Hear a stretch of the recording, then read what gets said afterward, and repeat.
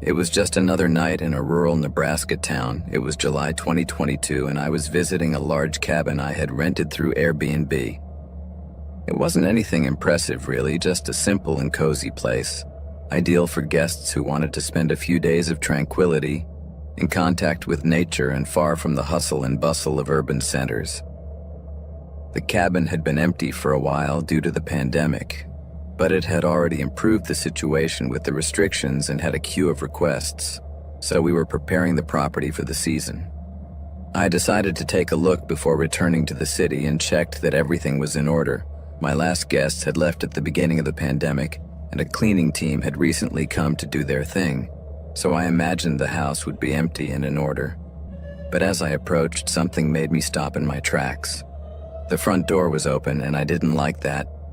I looked again at my phone to confirm if there was anyone scheduled, but no, there was absolutely no one scheduled until the following week. So I decided to park a little further away with the idea of investigating a little, thinking that maybe the cleaners had left the door open by mistake. However, for some reason, the disturbing thought that there was something else settled in my head. As I approached the porch, I noticed that my heart was starting to beat faster and I began to get nervous, but I had to investigate.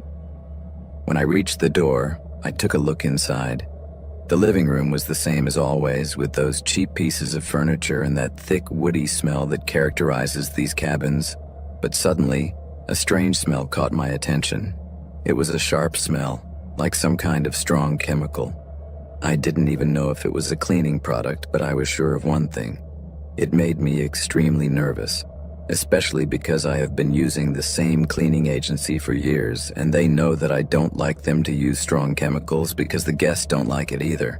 That immediately aroused my suspicion, so I went in carefully. As I went further in, the smell intensified, and it guided me towards the kitchen. It was at that moment that I heard a kind of humming sound coming from the basement, the access door to which was at the end of the corridor. The door was ajar, letting out a beam of light that flickered and sparkled.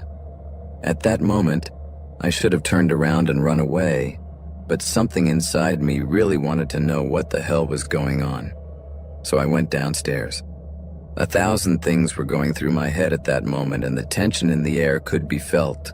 I was thinking of all kinds of disturbing possibilities, as I am a big fan of horror and crime series, so my imagination was racing. However, what I found there was unlike anything I could have imagined. It was a surreal sight. Fluorescent lights flickered and revealed a strange setup. There were rows of burners, tubes, and vats full of liquid and other substances that looked like they belonged in a laboratory straight out of a horror movie. The smell was unbearable, a cocktail of chemicals that stung my nose and made my stomach churn. But what surprised me most was not the equipment, but the people who were there. At least 5 guys, all dressed in hazmat suits and masks, and they were moving around anxiously, looking at each other as if something bad had already happened. I stood there on the top step completely shocked, and it was then that one of them turned his head towards me and became aware of my presence. I could feel his gaze through the mask he was wearing. Suddenly, they all stopped what they were doing in unison and turned their attention to me. I didn't need any more signs to know that I had to get out of there immediately, so I turned around to run away, but then I ran straight into a huge guy blocking my way. For some reason, he was wearing protection. His face was exposed and his expression showed that he wasn't there to play. "Who are you and what are you doing here?" he asked sharply. At that moment, I didn't know what to say, so I stammered something about being lost and that I had the wrong house, but he didn't seem to hear me. Suddenly, his hand closed on my arm like a vice and he began to drag me towards the basement. "I'm sorry, but you've seen too much already," he said. And my heart began to open a hole in my chest. I started to struggle with all my might to get him to let me go, but it was useless, so I did the only thing I could think of. I bit him. I dug my teeth into his arm with such force that the scream he let out echoed all over the place, but it worked. He finally loosened his grip, and I took advantage of that small opening to release my arm and run upstairs. My feet slipped on the freshly polished wooden floor as the noise behind me intensified. with alarmed voices trying to understand what was happening and shouting for me to be caught. When I reached the front door, I shot out without looking back. My car was right there, but the idea of looking for my keys in the middle of the panic with a thug on my heels was not an option. So I ran towards the road, crossing through gardens and jumping over fences, ignoring the barking of the dogs that decided to join in my pursuit. My lungs were burning and my legs felt like they were about to give out, but I couldn't stop. Suddenly, as I turned a corner, I almost collided with a woman coming out of her house. She looked familiar, and after a second I recognized her. She was the last person who had rented the house, and her face contorted between surprise and despair when she recognized me. "Hey! You're the owner of the cabin. What are you doing here? Come in. I think there's been a big misunderstanding," she said quickly, grabbing my arm, but I just wanted to get away from that mess. "Hey, let go of me." "I have to go," I said desperately, but her grip was stronger than it should be. I tried to get away, but she wouldn't let me go. Then she shouted into the street, and in the blink of an eye, he appeared behind me and he looked absolutely furious. At that moment, I fought like crazy, kicking and twisting with all my might until I managed to free myself. But luck was not on my side, because just when I managed to break free, I stumbled back and the guy pounced on me, grabbing me by the shoulders and slamming me against the wall of the girl's house. The impact left me dazed, but I wasn't going to give up. I scratched his face and kicked him in the shins. I was willing to do anything to get rid of him. Before he could pull me back in, I saw a group of neighbors peeking out from their porches, and a father with his 2 adult children cautiously approached, ready to help. The giant, seeing this, turned towards them and without saying a word, threw a punch and connected directly on the father's jaw, making him fall backwards. This was certainly not taken well by his sons, who rushed to defend their father. One of them charged first, but the giant pushed him away as if he were a feather. And although I felt sorry for them and was grateful for having intervened, that distraction was just what I needed to get out of the situation. So I turned and shot out of there, this time towards the main road. I didn't dare to look back, not even to check if the woman or the giant were following me. I just ran and kept running until I reached a gas station a few blocks away. Finally, I stopped. With my hands trembling with adrenaline, I took out my phone and dialed 911. I immediately gave him the address and tried to tell him everything I had seen, while I continued to glance nervously at the road, half expecting the giant to appear like a nightmare. The operator assured me that the officers were on their way and that I should stay where I was. I wanted to believe him, but part of me was sure that they wouldn't arrive in time. The minutes felt like hours.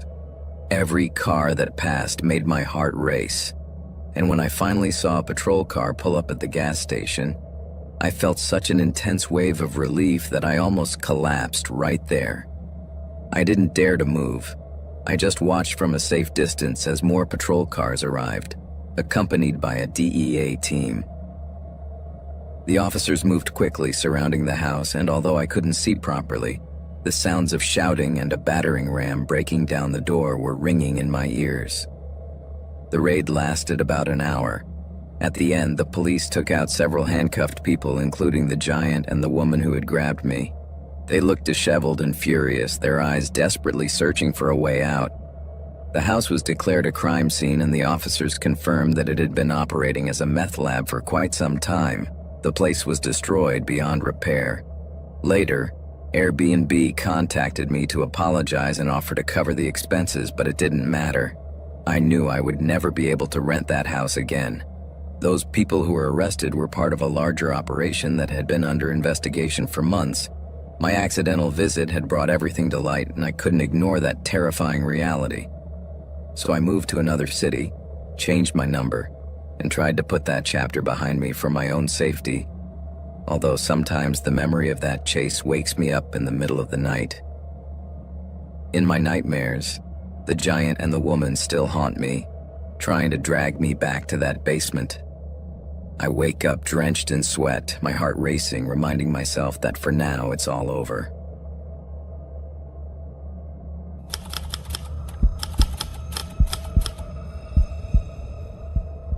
Before I officially launched my business, I used to work as a general maintenance guy. To be honest, I was pretty lost in life. I had just left the county and I was aiming to change things. But with only a couple of cents in my pocket, I started doing whatever I could to earn a living. Within 6 months, I had my own van, my tools, and a lot of enthusiasm, but no contractor's license. However, that didn't stop me. Eventually, my business started to take off, and a year later, I was working on several projects for a landlord who had rental properties all over the city, some in quite nice neighborhoods and others in not-so-recommended areas.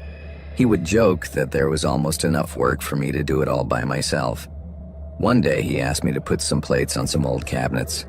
I said yes, and he gave me the address. The next day, I went to the place. The tenant of the apartment had temporarily moved out, so I had all the space to do my thing. I was in full action, using an ultra-strong adhesive, when suddenly I heard the sound of the key turning in the door. I waited for the tenant to come in, so I shouted an apology because the smell of the glue was quite strong, and a moment later a woman appeared. I would say she was between 35 and 40 years old. She looked at me with eyes so big it was almost creepy, and she asked me the strangest question, just as I was halfway up the stairs. "Where is it?" At that moment, I stopped and asked her, "Where is what?" But instead of explaining herself, she suddenly got angry. The woman made her way to the center of the room and said to me, "Tell me, or I'll knock you off that thing," pointing to the ladder where I was standing. At that moment, I felt that I was in a completely vulnerable situation. So I started to climb down quickly, hoping that she was just bluffing. But if she got aggressive and really pushed me off the ladder, at least I would fall short and it wouldn't end up seriously hurting me. When I finally stepped on the floor, I turned to face her, expecting some kind of confrontation, but to my surprise, she wasn't there. She had simply vanished. She was no longer in front of me, and she had just left the room like a ghost. Suddenly, I looked a few meters ahead and saw that there was an open tube of adhesive that I hadn't been using yet. I don't know what came over me, but I approached to see what was happening, and then, what a surprise. The woman I had been trying to talk to was kneeling on the floor, inhaling deeply the vapor from the deep adhesive which she had spilled on the floor, and she was sniffing it as if she were enjoying some kind of drug. At that moment, I said to her, "What the hell are you doing, lady?"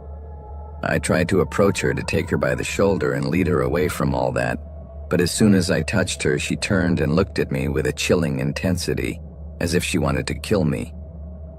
At first, this woman only seemed rude and explosive, but now she had transformed. It was as if she had evolved in her bad attitude, and now it seemed that she could devour me in the blink of an eye. "Get your hands off me, you damn animal!"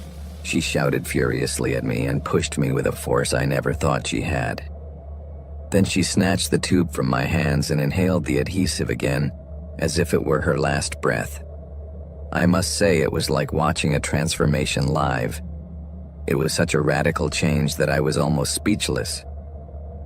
I thought this would be a day at work like any other, but it was turning into a nightmare. I couldn't understand how I'd got to this point. So instead of standing there stunned, I decided to do what anyone would do in that situation. I backed away slowly, praying that the madness I had just witnessed wouldn't catch up with me. Her eyes were different now. They were still full of rage, but there was something else in her gaze. She was like a bitch protecting her puppies, like a murderous wild animal out of control. Despite being smaller than me, that didn't make me feel any more confident, and I'm not going to lie, I was really scared. She continued to inhale that glue frantically until, at one point, the fury began to fade, and her face turned pale.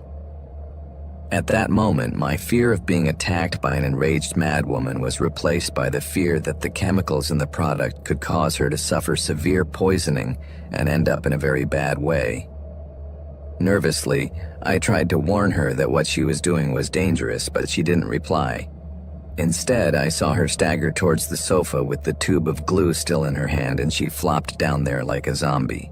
Her face looked really bad, and honestly, I didn't want to get involved in any trouble, so I tried to tell her that I was going to collect my things and get out of there, that I was going to leave the badges with the landlord if she wanted to go through with it. But she only responded with a groan and a wave of her hand as if she were telling me to go now. So, without thinking about it too much, I decided to do what she asked and started packing up my tools, hoping to get out of there before she changed her mind and decided to do something crazy to me. I left her the tube of glue as she didn't want to let go of it, and although that stuff cost a fortune, insisting on getting it back could only make things worse. But I wasn't going to risk her biting my face just for trying to take it off her hand. While I was gathering my things, I did everything as quickly as I could. I was carrying the ladder under my arm and trying to get everything into the van, but at that moment, I started to hear a child crying. I wasn't sure how long he'd been like that, but I guess I'd gotten used to the noise, ignoring it while trying not to be dismembered by the glue freak. When I finally came out, the crying got louder, and there, right on the sidewalk, I saw a car with the driver's and rear passenger's doors open. And right behind it was a child, no more than 3 years old, tied to the seatbelt. The little boy was crying and shouting, "Mommy, Mommy!" repeatedly. There were supermarket bags strewn along the path to the building, as if the woman had arrived home, seen my van, and run inside without picking up anything, completely forgetting that her son was trapped in the car. Maybe she forgot that she was going to work that morning and hurried inside, but the smell of the glue distracted her from everything else. That was the scariest thing of all. It was scarier than the idea of that woman disfiguring me. This lady was a drug addict so broken that a simple whiff of that adhesive and she threw herself back into the abyss. Maybe a year before, she had been the normal mother you would expect, and then, in an instant, boom, she had sunk back into the deepest pit. In that moment, I couldn't help but think that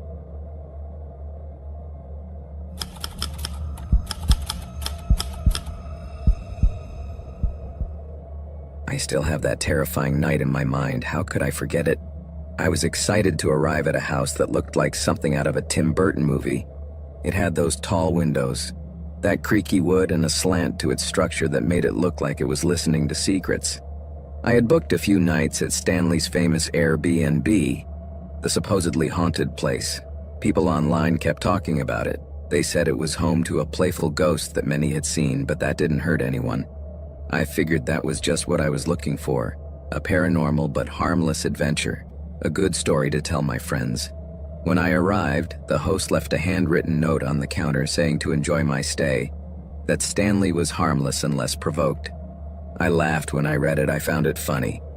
The house was colder inside than it should be in the middle of summer. I thought it was just poor insulation, nothing serious, so I spent the first night exploring. But I only found the typical creaking floorboards and a flickering light in the upstairs hallway. I hadn't achieved the feeling of chill I was longing for. On the second night, I decided I had to do something different, and if Stanley wasn't going to show up, I would have to do it myself. After watching enough ghost hunting programs, I knew exactly what I had to do. Call him out, challenge him, even make fun of him a little. At first, I felt ridiculous, shouting in the middle of an empty room, "Come on, Stanley, show me what you're made of." But all I got was the echo of my voice and the hum of the refrigerator. I was laughing at my own madness, but part of me also felt disappointment. I decided to try again, this time more energetically. "You're supposed to be a great ghost. Why don't you show up? This is so pathetic." I practiced saying that I was a novel ghost, and with the coolest attitude, ending with contempt for my host's lack of spectacle.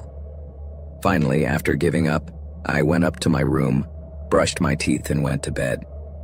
It was then that I heard a slight sound, scratching, that seemed to come from inside the walls.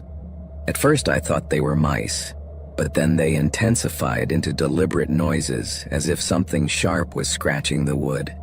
I sat up in bed, my heart pounding, but suddenly the sound stopped. The next morning I found fresh scratches on my bedroom door, deep marks, as if someone had taken a knife to the wood. I tried to convince myself that it was a joke by the host, that it was part of the experience, but when I called him, he insisted that he hadn't been there since the last guest.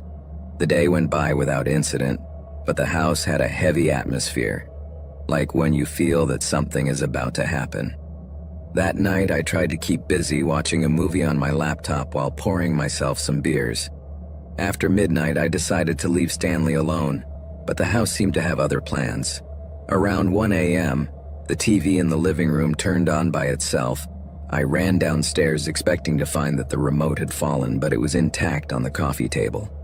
I turned off the TV, and as I started to go back up, I heard the scratching again, this time louder, coming from the front door.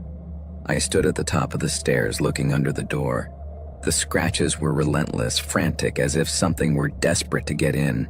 I grabbed a poker from the living room and crept towards the door, and when I touched the doorknob, the scratches abruptly stopped. I opened the door with a jerk, but there was no one there. The porch was empty and the street was silent, and just as I was about to close it, I felt an icy breeze sliding towards the house. At that moment, I froze.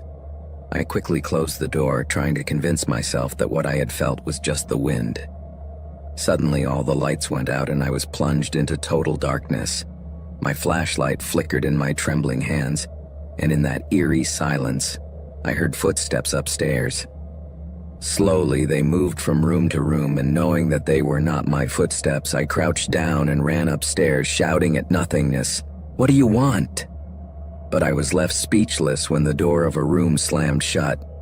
My instinct told me to leave, but instead I stood frozen, trembling and unable to move. Finally, I plucked up the courage to open the door, and the room was completely empty, but the sheets on the bed were rumpled, as if someone had been tossing and turning in them. On the wall, deep scratches left a disturbing message. "Go away." I couldn't leave. I had nowhere to go until dawn. I didn't sleep that night. I stayed in the living room waiting for morning to come. But around 4 a.m., the atmosphere changed. It felt electric, as if the house were holding its breath, and that's when the banging started. The sounds came from everywhere, the walls, the ceiling, the floor. It was a deafening roar, as if the house was trying to shake itself. I ran to the front door, but it wouldn't move. The lock was completely jammed, and when I tried to kick it open, it felt like I was hitting a solid concrete wall. The windows were the same, unbreakable, and there was no way out. The noise intensified, became more violent, and then suddenly stopped, leaving an overwhelming silence. It was then that I felt something behind me.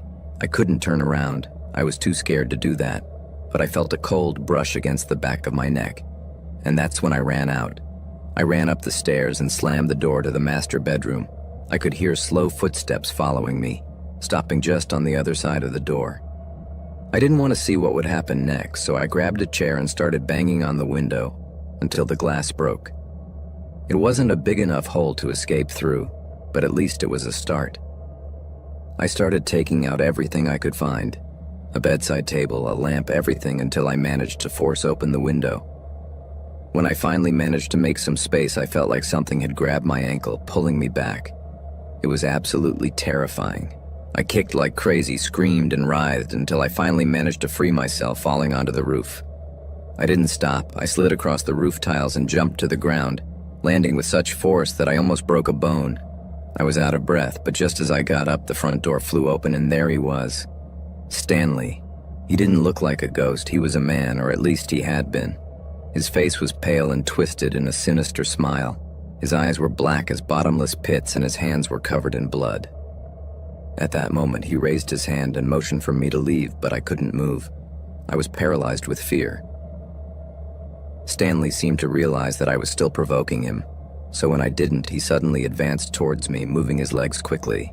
In a matter of seconds, he was already running towards me, and that made me spring into action. I ran at full speed, trying to escape from him, and I don't know when he stopped, but when I turned around, he was no longer chasing me. I didn't stop until I reached the main road, where a truck driver picked me up. The man gave me a strange look and said I looked like I'd seen a ghost. I tried to explain what had happened, but he just shook his head and recommended that I get some rest.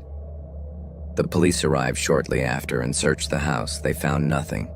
No scratches, no broken windows, no sign of Stanley. They said I should have known better, that maybe I had had too much to drink, but I knew what I had seen. In the end, I made up an excuse so they wouldn't think I was crazy, but I promised never to return to that Airbnb. I knew Stanley was still there, waiting for his next guest. Maybe he really was a friendly spirit. But that didn't mean you could disrespect him. I learned that lesson the hard way.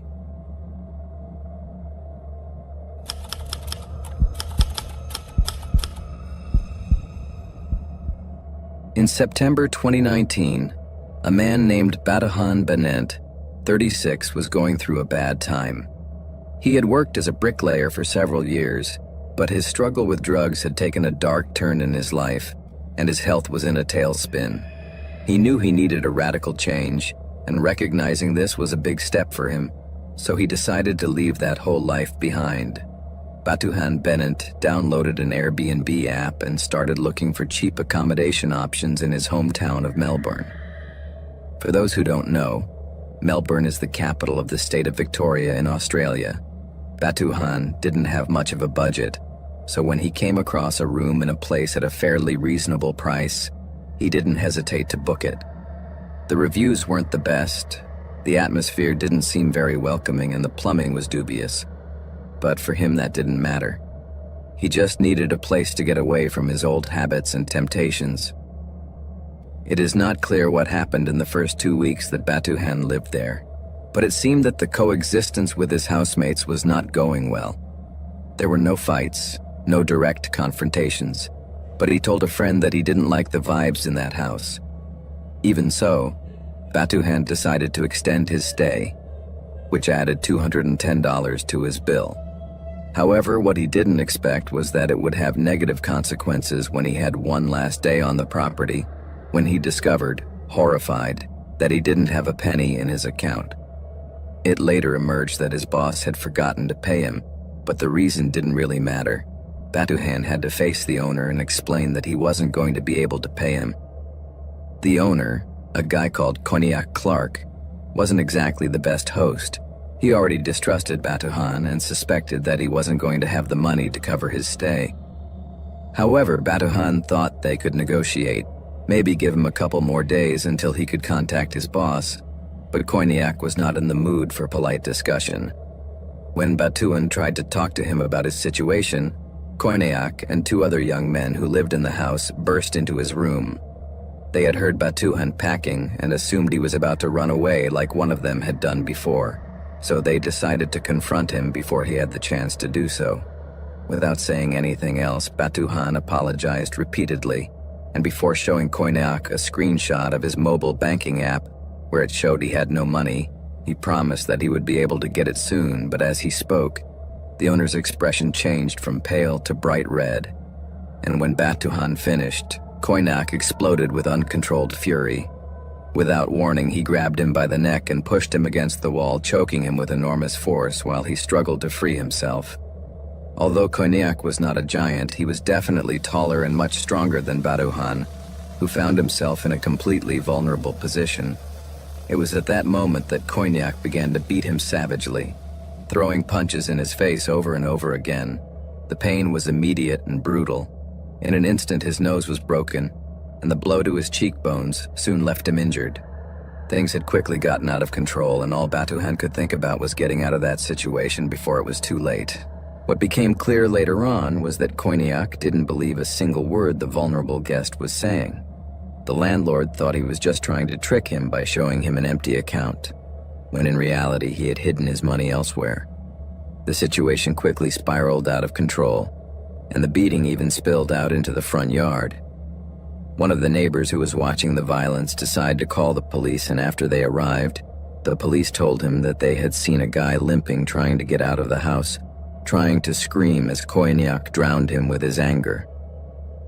The guest kept trying to escape, but the owner dragged him back into the room, forcing him to check his account once again to prove that he wasn't lying. When Batuhan showed him that he only had less than 10 Australian dollars, instead of calming down, Cognac's fury intensified. He not only wanted to hurt him, but also to humiliate him. Then the supposed host started taking Batuhan's personal belongings, leaving him half naked, and then used his pencil case in a very inappropriate way, as if that would punish Batuhan for not being able to pay the rent. Cognac didn't stop there. He started hitting Batuhan again, demanding that he pay the rent money he owed him. Unfortunately, he was in a state where he couldn't form a coherent sentence. Instead of letting him go so he could explain himself, Koiniak kept strangling him for several minutes. Unfortunately, Batuhan passed out, and that was it. Later, when he arrived at the morgue, the landlord faced a charge of first-degree murder. A group of neighbors who heard the disturbance said that Koiniak Clark's scream could be heard several houses away and described it as totally aggressive behavior. Some of the neighbors told the prosecutor that he would not get into trouble because Koiniak's behavior was alarming. The prosecution had more than enough evidence of his guilt, as his statements to the police were a disturbing tangle of lies and contradictions. Koiniak did not realize the gravity of the situation, and still convinced that Batuhan Benet deserved it, he claimed that the latter had never threatened him. Batuhan Benet was brutally beaten and suffocated in a suburban house, all for a couple of $100s. In the end, the jury saw Koiniak for what he was, a scum of the earth, and convicted him of murder. The judge imposed a sentence of 12 years in prison. That experience makes us reflect. When we use platforms like Airbnb, we often feel too comfortable with everything, trapped by the glossy photos of the properties, and we soon forget that these are just connections between normal people. We forget how many can be as dangerous as Koiniak, violent madmen who can rent rooms to unsuspecting innocents, turning tenants into victims at the slightest inconvenience. We should definitely all be cautious about who we rent from on sites like that, because we could end up in a place we never get out of.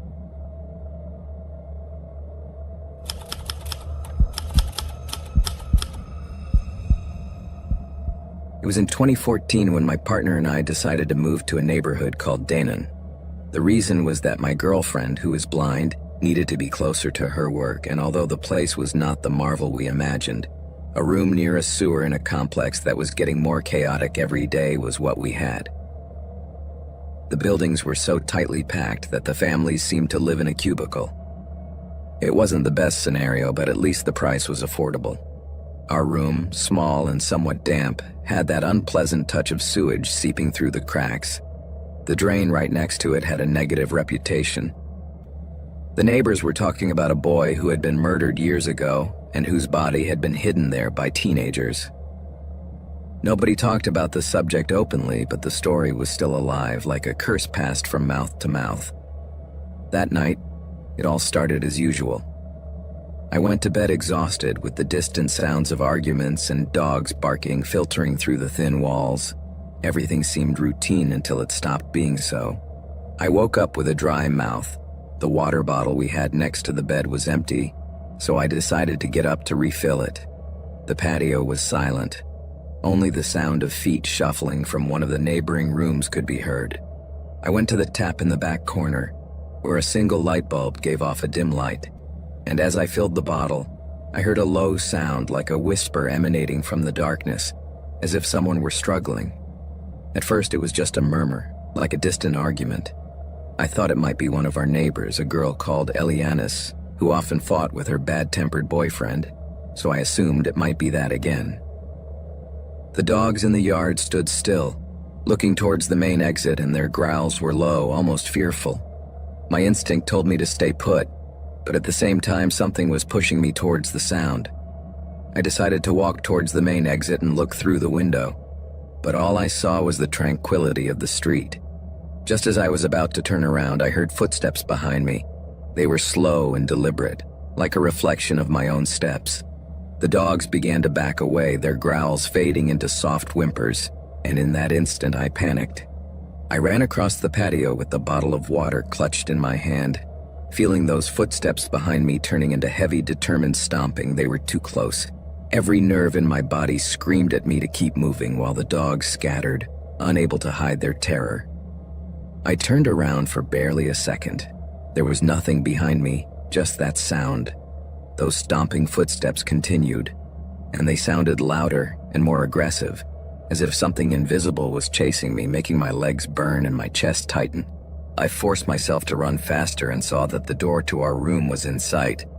I reached it, threw myself inside, and slammed the door shut. My partner, who was just waking up, asked me what was going on, but I couldn't speak. I felt like my heart was going to jump out of my chest. That night I couldn't sleep, and when morning came I was still sitting on the bed trying to calm down, when suddenly there was a knock at the door.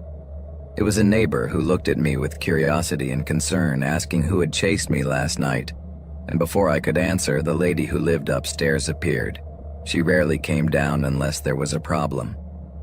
She had a strange expression, almost as if she were in a trance. Her eyes were wide open and unblinking as she spoke. Her voice was not the same. It sounded deeper, colder, and to top it all, she answered. It was the murdered child. In an instant, she returned to normal, looking confused, as if she didn't realize what she had said. The neighbor and I exchanged uneasy looks, but no one said anything else that day. That night I decided to stay inside, but the noises continued.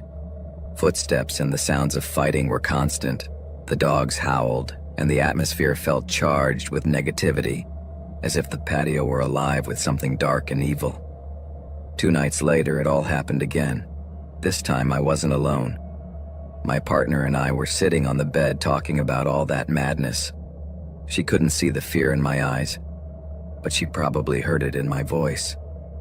Suddenly, a loud bang echoed outside. It wasn't a random noise, but a deliberate bang, as if someone were hitting the wall. I grabbed a flashlight and opened the door just enough to peer into the patio. It was empty, although the air felt heavy and oppressive. The dogs were curled up in a corner in silence. Then I saw it. At first it seemed just a shadow, but it was moving in a way that I couldn't ignore.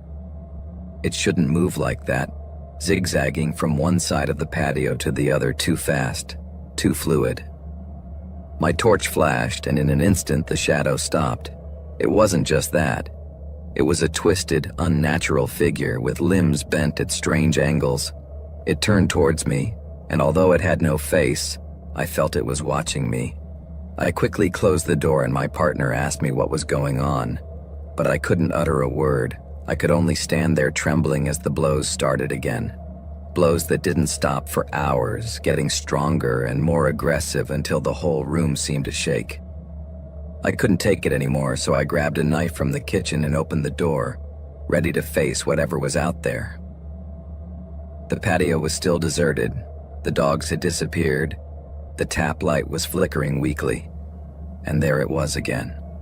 The figure by the drain, motionless this time, with its head bowed as if it were listening. "What do you want?" I shouted at it, but there was no reply. Instead, it began to approach me slowly, its limbs writhing and making strange noises with each step as if it found it difficult to move. I backed away, knife raised, but it didn't stop, and the air grew colder as it advanced. I felt something pressing against my chest, making it difficult to breathe. In desperation, I swung the knife at the figure, but it went through her like she was made of smoke. For a moment, I thought it was over, but then it grabbed me. I don't remember much after that. I just know that I woke up the next morning on the floor with the knife still in my hand. My partner was looking for me. He said he had heard me scream, but for some reason he couldn't find me. And the strangest thing was that the lady who lived upstairs had left. She had packed up and disappeared in the middle of the night. It was as if she hadn't even lived there and the neighbors had no idea where she had gone. It all seemed like a dark mystery that had vanished like smoke. They sealed the drain a few days later. Some workers came and poured concrete over it, saying it was dangerous for the locals, yet no one objected. After a couple of months, we decided to move to a slightly more comfortable place, so the room by the drain was empty, and the stories about the child faded away into whispers, but I still can't forget what happened. Sometimes as night falls, I can still hear those footsteps, those heavy stomps, as if something were chasing me. Every time I hear that sound, the air turns cold and I find myself on the edge of an abyss of terror. The past continues to lurk in the shadows, reminding me that some curses never completely disappear, but instead take hold of memories and dreams.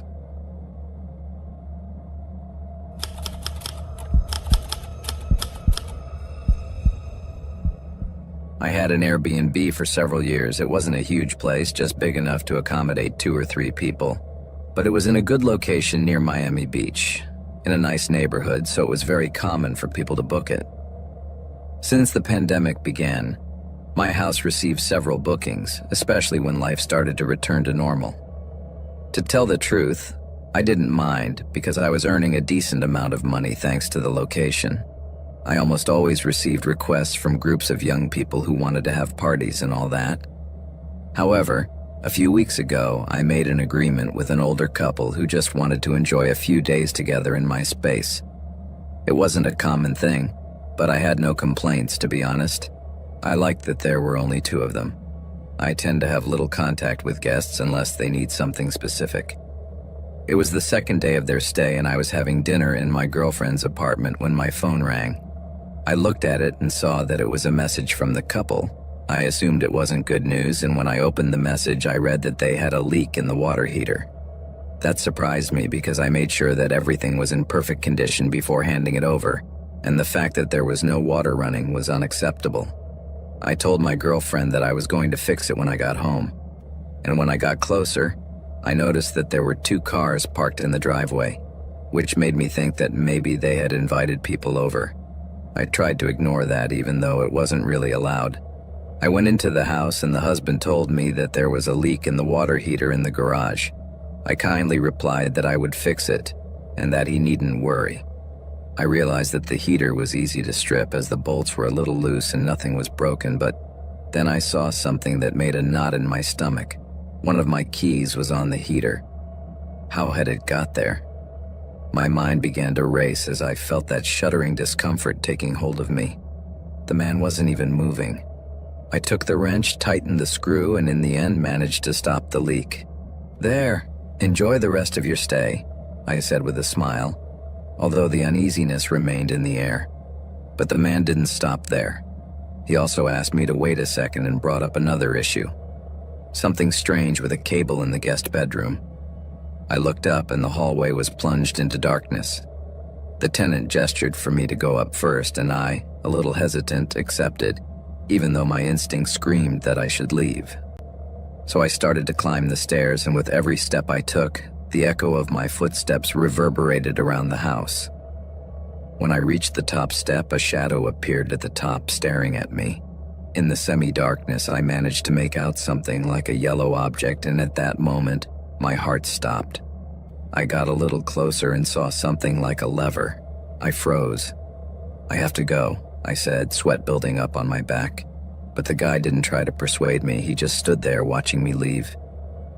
Inside, I was screaming with fear, and once in my car, the adrenaline in my body drove me to call the police, having to resort to them, and I wouldn't return until they were there.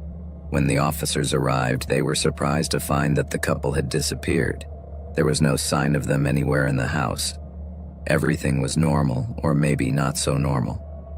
A vase that my mother had given me was broken and lying on the floor, and to top it all off, I noticed that the television was no longer in place. It was a tense scene, the first one in my entire life, and it made me even more anxious just thinking about it. After that incident, I decided not to use the house as an Airbnb anymore, and to tell the truth, I didn't want to take any more risks. The police did not find the couple or trace their whereabouts. I was left with a feeling of unease, tormented by 3 questions that haunt me. What were their true intentions? Who was the figure with the crowbar? And most terrifying of all, what would have happened if he had gone up those stairs?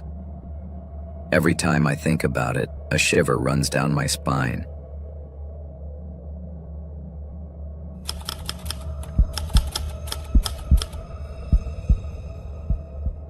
I have always enjoyed the Airbnb experience much more than a generic hotel, but after this disastrous experience, I will definitely stick to conventional hotels because this experience really made me never want to rent an Airbnb again.